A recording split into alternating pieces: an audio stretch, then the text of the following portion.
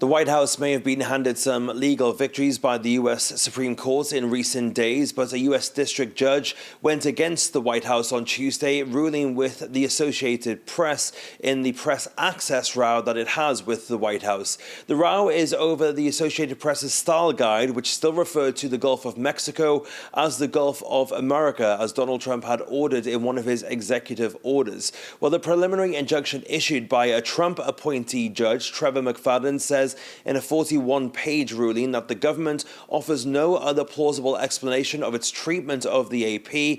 The Constitution forbids viewpoint discrimination, even in a non-public forum like the Oval Office. The judge then continues in his explanation. The court merely declares that the AP's exclusion has been contrary to the First Amendment, that being the Freedom of Speech Amendment, and it enjoins the government from continuing down that unlawful path. The AP seeks restored eligibility for admission to the White House press pool and limited access press events untainted by an impermissible viewpoint-based exclusion. He then continues that this is all the court orders today: for the government to put the AP on an equal playing field as similarly situated outlets, despite the AP's use of disfavored terminology. So this ruling then not going to be an immediate restoration of access to the White House and the Oval Office and the more intimate spaces like Air Force One, but the judge does put this injunction a week out, giving the White House time to appeal this,